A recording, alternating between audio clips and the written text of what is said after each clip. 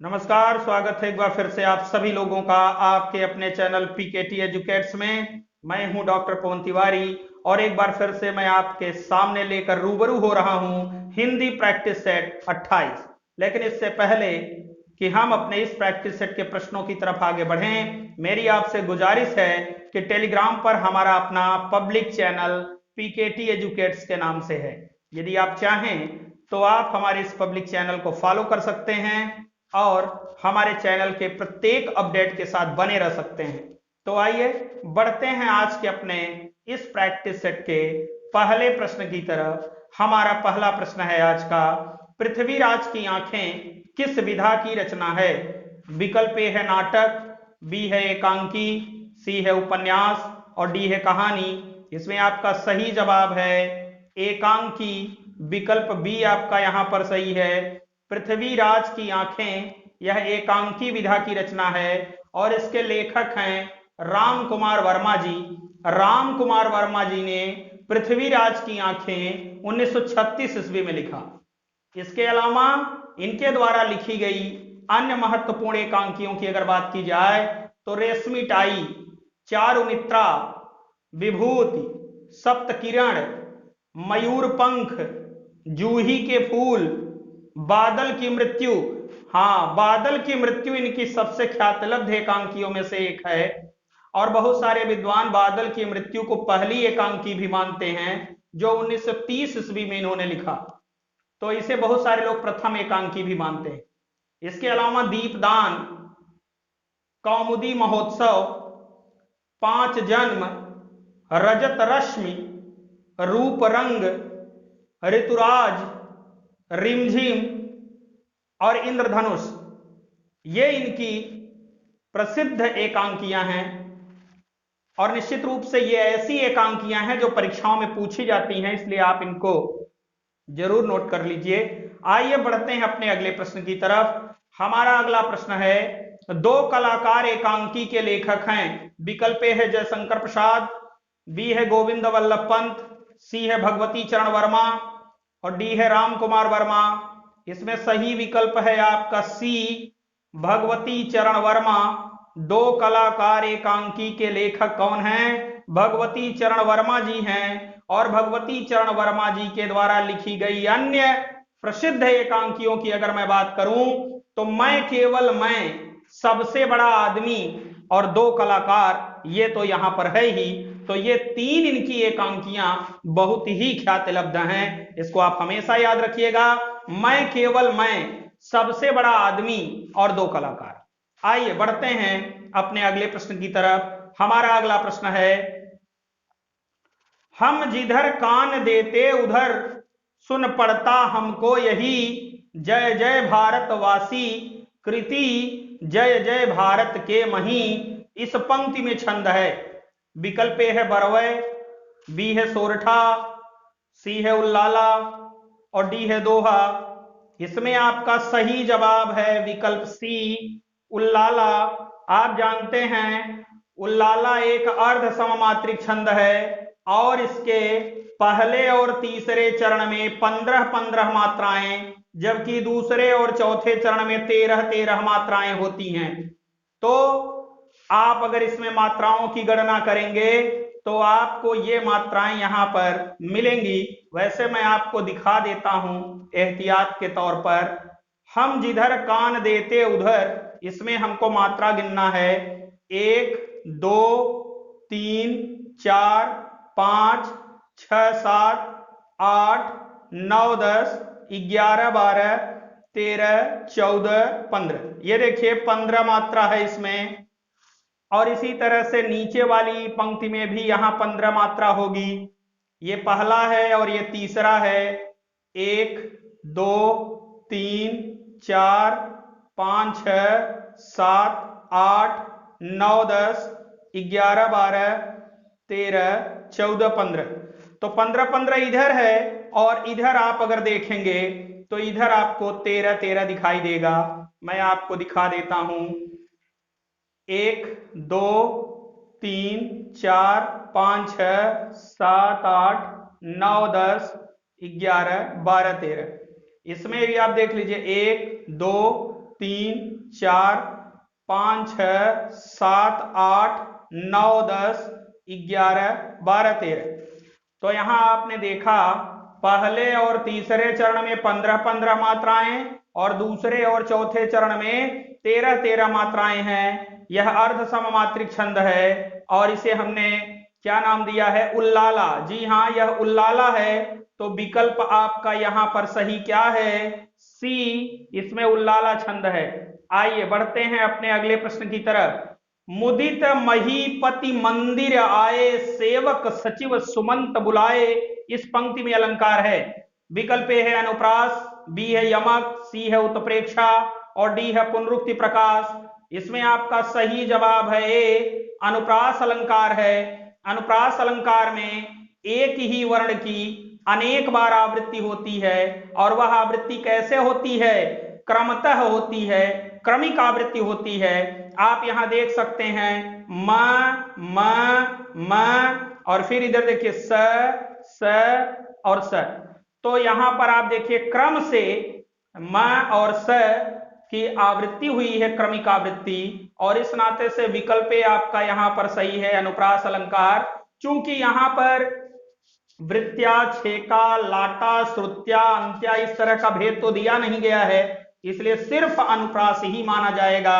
विकल्प आपका यहां पर सही है। आइए बढ़ते हैं अपने अगले प्रश्न की तरफ। हमारा अगला प्रश्न है, झूठे सुख को सुख कहें, मानत हैं मनमोद, जगत चबैना काल का, कछु मुख में कछु गोद। इस दोहे में रस है। विकल्प है शांत, बी है करुण, सी है भक्ति और डी है अद्भुत। इसमें आपका सही विकल्प है शांत रस। जी हां, यहां पर सांसारिक मोह माया के बंधनों से मुक्ति की बात की गई है कि ऐसे लोग झूठे सुख को सुख कहें, मानत हैं मनमोद।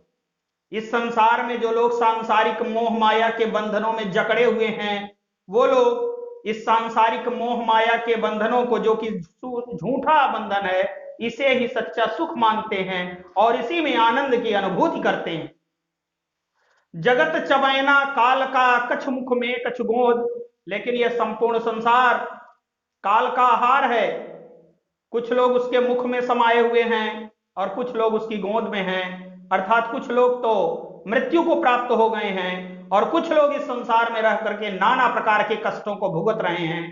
तो यहां पर सांसारिक मोह माया से विरक्ति का भाव प्रकट किया गया है कि मनुष्य को यह उपदेश दिया गया है कि उसे ऐसा नहीं करना चाहिए, इसलिए यहां पर शांत रस का भाव प्रकट हुआ है। आइए बढ़ते हैं अपने अगले प्रश्न की तरफ। हाय राम, यह क्या हो गया? इस वाक्य में विस्मयादि बोधक का कौन सा भाव है? हाय राम, यह क्या हो गया? इसमें विकल्प है हर्ष सूचक, बी है घृणा सूचक, सी है विषाद सूचक और डी है विस्मय सूचक। सही जवाब है विषाद सूचक। विषाद का अर्थ होता है दुख। यहां पर हाय राम, यह क्या हो गया, इसमें दुख का भाव है, इसलिए यह विषाद सूचक वाक्य है विस्मयादि बोधक के अंतर्गत। आइए बढ़ते हैं अपने अगले प्रश्न की तरफ। बचपन में कौन सी संज्ञा है? ऐसे जितने भी शब्द होते हैं जिनके अंत में पन प्रत्यय जुड़ा रहता है, ये सब भाववाचक संज्ञाएं होती हैं, इसलिए विकल्प सी आपका यहां पर सही है। बचपन कौन सी संज्ञा है? भाववाचक संज्ञा है। आइए बढ़ते हैं अपने अगले प्रश्न की तरफ। रोगी से सोया नहीं जाता, इस वाक्य में कौन सा वाच्य है? विकल्प है कर्तवाच्य, बी है कर्मवाच्य, सी है भाववाच्य और डी है अभाववाच्य। अभाववाच्य तो कोई वाच्य होता ही नहीं है। रोगी से सोया नहीं जाता मैंने कई बार आपको बताया है, आज फिर से बताता हूं, यदि कर्ता के साथ से जुड़ा हो। कौन सी विभक्ति जुड़ी हो? से विभक्ति जुड़ी हो। वाक्य प्रायः इस तरह के नकारात्मक ही होते हैं और अगर अंत में जाता, जाती, जाते, जाता है, जाती है, जाते हैं, गया, गई, गए या जाएगा, जाएगी, जाएंगे, ऐसे शब्द जुड़े हों तो वह हमेशा भाववाच्य होता है। इससे योग्यता और अयोग्यता का बोध होता है। तो रोगी से सोया नहीं जाता या रोगी सो नहीं पाता, ये दोनों ही तरह के वाक्य भाववाच्य ही होंगे। तो यहां देखिए से शब्द जुड़ा हुआ है रोगी के साथ, और अंत में जाता आ गया, तो ये कौन सा वाच्य है? भाववाच्य है। विकल्प सी आपका यहां पर सही है। आइए बढ़ते हैं अपने अगले प्रश्न की तरफ। राजर्षि में समास है। विकल्प ए है कर्मधारय, बी है तत्पुरुष, सी है द्विगु और डी है बहुव्रीहि। इसमें आपका सही जवाब है कर्मधारय समास। राजर्षि, राजा जो है ऋषि, राजा जो है ऋषि माने राजर्षि, इसमें कर्मधारय समास है। विकल्प ए आपका यहां पर सही है। आइए बढ़ते हैं अपने अगले प्रश्न की तरफ। राष्ट्र गौरव में समास है। विकल्प ए है अव्ययी भाव, बी है तत्पुरुष, सी है कर्मधारय और डी है द्वंद्व। राष्ट्र गौरव का अर्थ हो गया राष्ट्र का गौरव। आप देख सकते हैं पूर्व पद से संबंध कारक की विभक्ति का लोप हुआ है, और निश्चित रूप से जहां पर विभक्तियों का लोप इस तरह से होता है वहां तत्पुरुष समास होता है। इसमें कौन सा तत्पुरुष है? संबंध तत्पुरुष है राष्ट्र का गौरव में। विकल्प बी आपका यहां पर सही है। आइए बढ़ते हैं अपने अगले प्रश्न की तरफ। मरुस्थल का संधि विच्छेद होगा। विकल्प ए है मरुधन स्थल, बी है मरुधन थल, सी है मरुसधन थल और डी है मिहधन रुस्थल। इसमें आपका सही जवाब है बी मरुधन थल। यह विसर्ग संधि है और इसमें नियम है कि विसर्ग का अगर इधर त या थ हो, प्लस के बाद अगर त या थ हो और प्लस के पहले विसर्ग हो और विसर्ग के पहले छोटी ई या बड़ी ई की मात्रा हो, तो मरु में ऊ है, आप देखिए छोटा ऊ, और उसके बाद क्या आया है? विसर्ग आया है, तो विसर्ग का लोप होगा और इसके जगह पर दंत स बन जाता है, दंत स आधा हो जाता है। तो ये देखिए मरुस्थल हो गया। आप सही देखिए, ये देखिए मरुस्थल, र के बाद छोटे ऊ की मात्रा और त थ के बाद अगर इधर त थ आया है तो विसर्ग किस में बदल जाता है? दंत स में बदल जाता है। इसलिए मरुधन थल बराबर मरुस्थल हो गया। विकल्प बी आपका सही है, इसमें आपका विसर्ग संधि है। आइए बढ़ते हैं अपने अगले प्रश्न की तरफ। गैंडा का स्त्रीलिंग है। विकल्प ए है गैंडा, बी है गैंडी, सी है मादा गैंडा और डी है गैंडिया। इसमें आपका सही विकल्प है मादा गैंडा। जी हां, गैंडा का स्त्रीलिंग क्या होता है? मादा गैंडा होता है। विकल्प सी सही है। आइए बढ़ते हैं अपने अगले प्रश्न की तरफ। जो कभी बूढ़ा ना हो। विकल्प ए अजर, बी है अमर, सी है अजीर और डी है दीर्घजीवी। इसमें आपका सही विकल्प है अजर। अजर का अर्थ होता है जो कभी बूढ़ा ना हो, अजीर का अर्थ आंगन होता है और अमर का अर्थ होता है जो मरे न, और दीर्घजीवी का अर्थ होता है जो लंबे समय तक जीवित रहे। तो विकल्प ए आपका यहां पर सही है। आइए बढ़ते हैं अपने अगले प्रश्न की तरफ। निम्नलिखित में सीता का पर्यायवाची शब्द नहीं है। विकल्प ए है जानकी, बी है वैदेही, सी है भूमिजा और डी है हिमालय सुता। इसमें सही विकल्प है आपका हिमालय सुता। हिमालय सुता उमा का पर्यायवाची है, जबकि जानकी, वैदेही और भूमिजा ये तीनों सीता के पर्यायवाची शब्द हैं। आइए बढ़ते हैं अपने अगले प्रश्न की तरफ। निम्नलिखित में तद्भव और तत्सम का कौन सा युग्म गलत है? बहरा का बधिर होता है, फांसी का पाशिका होता है, तीता का मीठा नहीं होता, तीता का तिक्त होता है। यहां यह विलोम शब्द दे दिया, जबकि तपसी का तपस्वी भी होता है। इसलिए यहां पर विकल्प सी तद्भव और तत्सम के युग्म से मेल नहीं खाता है। विकल्प सी आपका यहां पर सही है। आइए बढ़ते हैं अपने अगले प्रश्न की तरफ। शुद्ध शब्द का चयन कीजिए। विकल्प ए है बंधु। बंधु, यहां पर बंधु होना चाहिए था, छोटे ऊ की मात्रा होनी चाहिए थी, गलत है। बहुव्रीहि नहीं होना चाहिए था, बहुव्रीहि होना चाहिए था। यहां वह होना चाहिए था, हा पर छोटी ई की मात्रा होनी चाहिए थी, ये भी गलत है। बाजार कोई शब्द नहीं होता, बाजार होता है। और बुधवार नहीं होता, ये बुधवार सही है आपका। विकल्प बी आपका सही है। इसमें शुद्ध शब्द क्या है? बुधवार। जी हां, बुधवार गलत है, ये ध्यान रखिएगा। बुधवार सही है और शुद्ध शब्द इसमें क्या है? बुधवार। आइए बढ़ते हैं अपने अगले प्रश्न की तरफ। हिंदी की मूल उत्पत्ति किससे हुई है? विकल्प ए है वैदिक संस्कृत, बी है सौरसेनी अपभ्रंश, सी है लौकिक संस्कृत और डी है पाली। जी हाँ, खड़ी बोली हिंदी की उत्पत्ति मानी जाती है सौरसेनी अपभ्रंश से, वैदिक संस्कृत, लौकिक संस्कृत या पाली से नहीं मानी जाती। खड़ी बोली हिंदी की उत्पत्ति किससे हुई है? सौरसेनी अपभ्रंश से हुई है। विकल्प बी आपका यहां पर सही है। आइए बढ़ते हैं अपने अगले प्रश्न की तरफ। फकीर किस भाषा का शब्द है?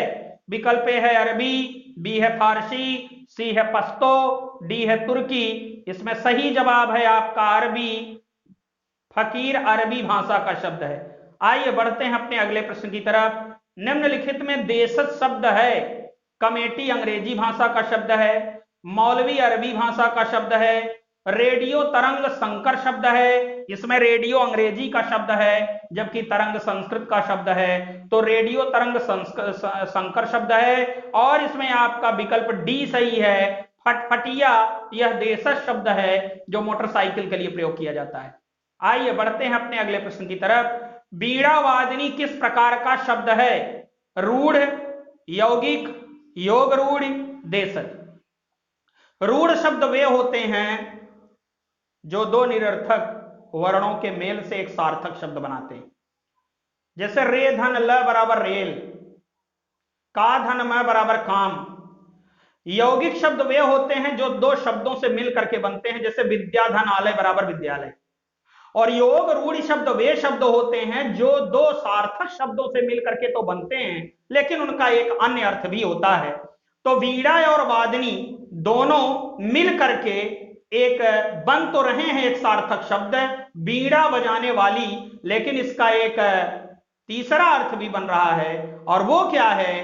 अन्य अर्थ जो है वह माता सरस्वती हैं, विद्या की देवी सरस्वती हैं। और जब ऐसे शब्द होते हैं जिसमें बहुव्रीहि समास की झलक मिलती है तो ऐसे शब्दों को योग रूढ़ या सामासिक शब्द कहा जाता है।